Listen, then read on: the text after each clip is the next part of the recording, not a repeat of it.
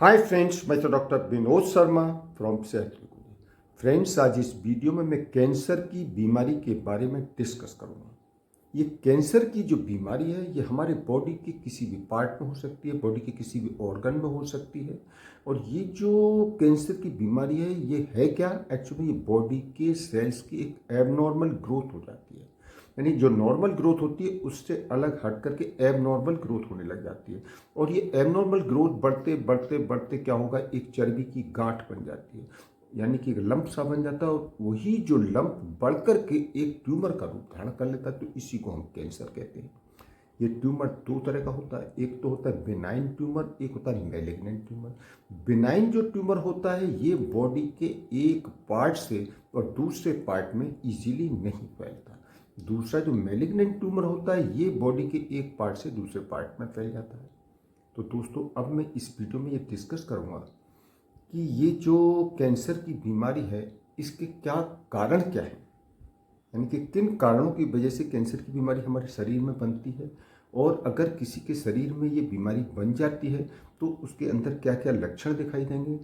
और उन लक्षणों के आधार पर अगर हमें डाउट होता है कि भाई इसके अंदर कैंसर की बीमारी है तो हमें कौन से टेस्ट करानी चाहिए, और इसके अलावा इसके लिए क्या क्या ट्रीटमेंट हो सकते हैं, या कौन कौन सी सर्जरी या क्या क्या इसके इलाज की संभावना यानी पॉसिबिलिटीज़ हैं, तो ये सब कुछ मैं डिटेल्स में इस वीडियो में बताऊंगा।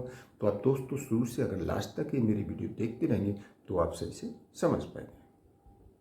तो फ्रेंड्स, अब हम बात करते हैं कैंसर होने के कारण के बारे में। देखिए, कैंसर होने के वैसे बहुत से कारण हैं। सबसे बड़ा कारण तो एक फैमिली हिस्ट्री भी, अगर किसी की फैमिली में किसी के पेरेंट्स को अगर कैंसर की हिस्ट्री रही है तो हो सकता है उनके आने वाली संतान में ये प्रॉब्लम हो सकती है। इसके अलावा दूसरा कारण जो है, ज़्यादा देर तक अल्ट्रावायलेट रेस के कॉन्टैक्ट में रहने के कारण, या कई बार ऐसा होता है कि जो लोग जल्दी जल्दी एक्सरे कराते हैं तो ज़्यादा रेडिएशन के कॉन्टैक्ट में रहने के कारण, या कई बार ज़्यादा पोल्यूशन होने के कारण उनको लंग्स कैंसर की भी शिकायत हो सकती है। इसके अलावा जो लोग ज़्यादा ओबेसिटी वाले लोग हैं और फिजिकल एक्टिविटी करते नहीं हैं तो ऐसे लोगों को भी कैंसर होने का रिस्क बढ़ जाता है। और कई बार एज फैक्टर भी एक सबसे बड़ा कारण है कैंसर होने का। ज़्यादा एज हो जाने पर अक्सर लोगों को कैंसर की बीमारी हो सकती है। ज़्यादा एज हो जाने पर प्रोस्टेट कैंसर की शिकायत हो सकती है, या ब्रेस्ट कैंसर की शिकायत हो सकती है, या कोलन कैंसर की शिकायत हो सकती है। इसके अलावा जो लोग अनहेल्दी डाइट लेते हैं तो ऐसे लोगों को भी कैंसर का रिस्क बढ़ जाता है। इसके अलावा जो लोग तंबाकू और तंबाकू से बने हुए चीज़ें खाते हैं तो ऐसे लोगों को भी कैंसर होने का रिस्क बढ़ जाता है। तंबाकू से बनी हुई चीज़ें जैसे कि गुटखा है, तंबाकू है, सिगरेट है, या च्युइंगम है, तो इस तरह की बनी हुई तंबाकू से जो चीज़ें बनती हैं उनका ज़्यादा इस्तेमाल करने से उनको मुंह का कैंसर हो सकता है, जीभ का कैंसर हो सकता है, गले का कैंसर हो सकता है, लंग्स का कैंसर हो सकता है। इसी तरह से जो लोग ज़्यादा एल्कोहल का यूज़ करते हैं तो उनको लीवर और या बॉडी के अन्य ऑर्गन्स में भी कैंसर होने का रिस्क बढ़ जाता है।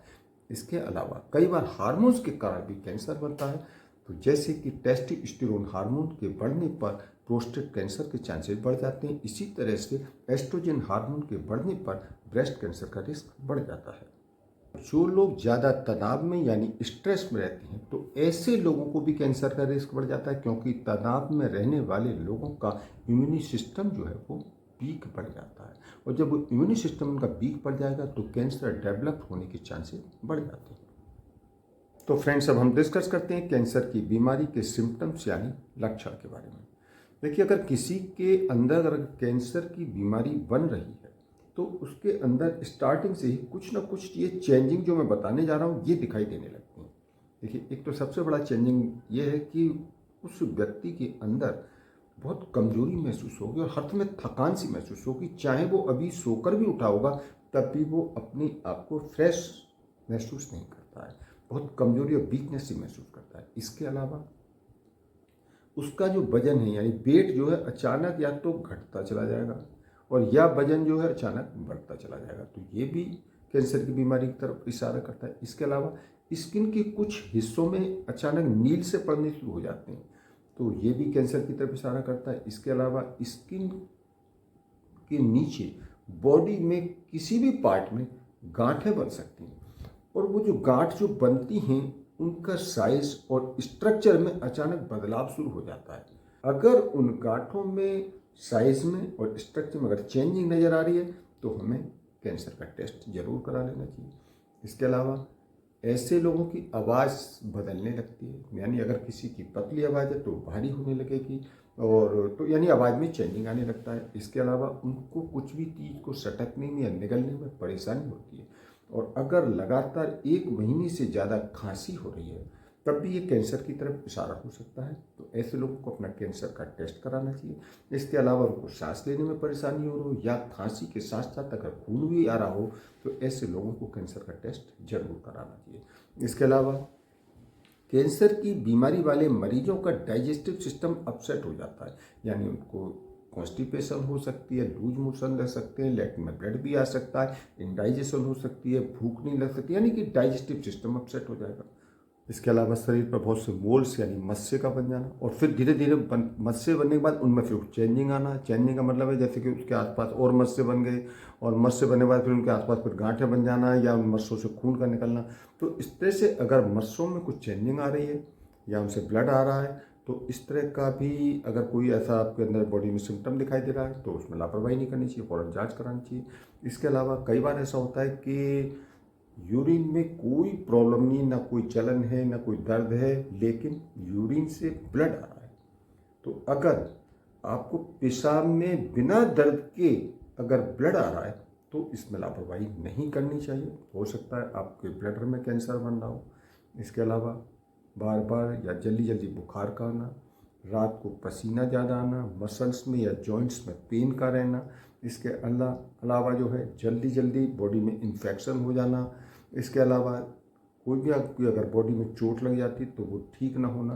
तो ये इस तरह के अगर लक्षण दिखाई दे रहे हैं तो हमें इसमें लापरवाही नहीं करनी चाहिए। इसके अलावा जो निपल्स हैं उनके साइज में अचानक बदलाव का हो जाना तो ये ब्रेस्ट कैंसर की तरफ इशारा करता है। इसके अलावा पीरियड्स में लेडीज़ की जो है प्रॉब्लम हो जाती है, यानी कि उनको ज़्यादा पेन होना या ज़्यादा ब्लीडिंग आना, तो या समय से पहले ब्लीडिंग आना, तो अगर इस तरह के चेंजिंग दिखाई दे रहे हैं तो हो सकता है इनको वेजाइनल कैंसर हो। तो ये मैंने आपको बताया कि ये जो सिम्टम्स अगर बॉडी में दिखाई देते हैं तो हमें कैंसर की जांच फौरन करानी चाहिए। तो अब हम बात करते हैं कि कैंसर की जांच यानी कौन से टेस्ट कराने चाहिए। तो टेस्ट कराने के लिए सबसे पहले तो हमें उसका फिजिकल एग्जामिनेशन कराना चाहिए, यानी उसकी एज देखिए, उसके अलावा फैमिली हिस्ट्री देखिए, उसके अलावा प्रीवियस हेल्थ कंडीशन देखिए। तो इन सब को देखने के बाद अगर हमें कुछ डाउट लगता है तो हम कुछ उसके लैब टेस्ट करा सकते हैं। लैब टेस्ट कराने के लिए सीबीसी टेस्ट करा सकते हैं, ESR कराना चाहिए। इसके अलावा उसका C रिएक्टिव प्रोटीन कराना चाहिए और LFT और KFT ये टेस्ट कराने चाहिए।